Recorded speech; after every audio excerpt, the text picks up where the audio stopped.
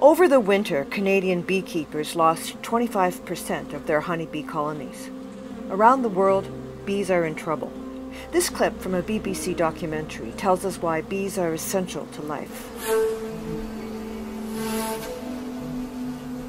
The buzzing of bees. It's one of the great sounds of summer. But they're not just making honey. Darting from flower to flower, they're working to keep the whole ecosystem in order.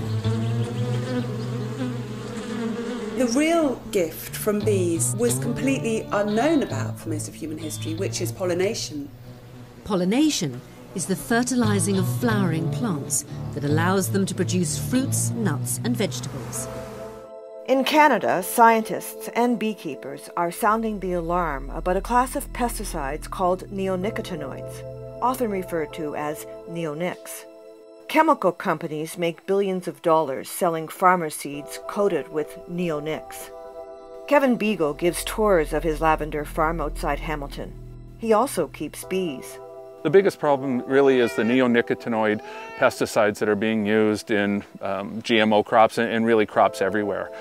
So it's a balance between how do I tell the farmer that we have to have different farming practices and not use these neonicotinoids, and balance that off against the farmer's desire to have the biggest yield possible. It's not in the best interest of the planet, essentially, to keep up with neonicotinoids.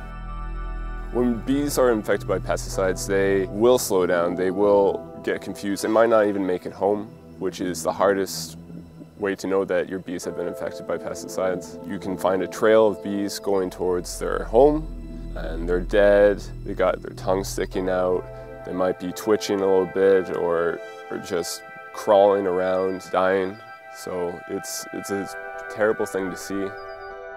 Robert Pasuta is a farmer and a city councillor in Hamilton.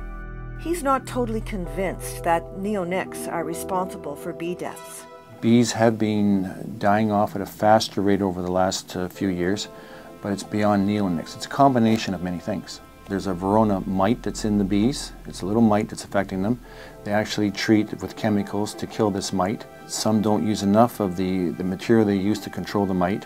We're having weather conditions that are not consistent like they used to be years ago when the bees survived. And then on top of that, some of them do not put enough nutrients for the winter for the bees because they use that to survive. Bees don't hibernate and go to sleep. They huddle together and they actually vibrate and they make heat, and that's what keeps them going. So they need the nutrients, and some are actually shortchanging them on nutrients. Other countries have taken a strong stand against the pesticide. The EU has opposed a 2-year ban on the chemicals. The pesticides which will be subject to the EU ban all belong to the neonicotinoid group.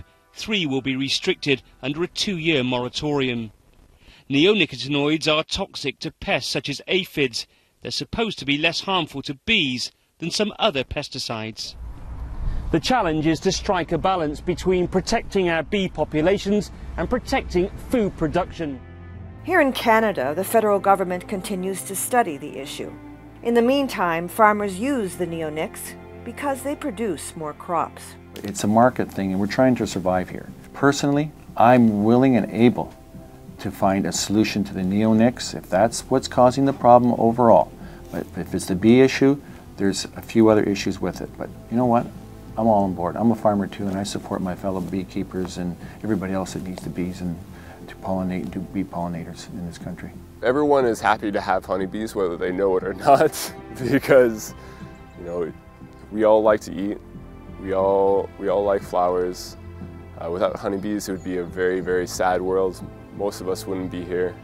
Probably a very select few would, but it would be a very, very sad world.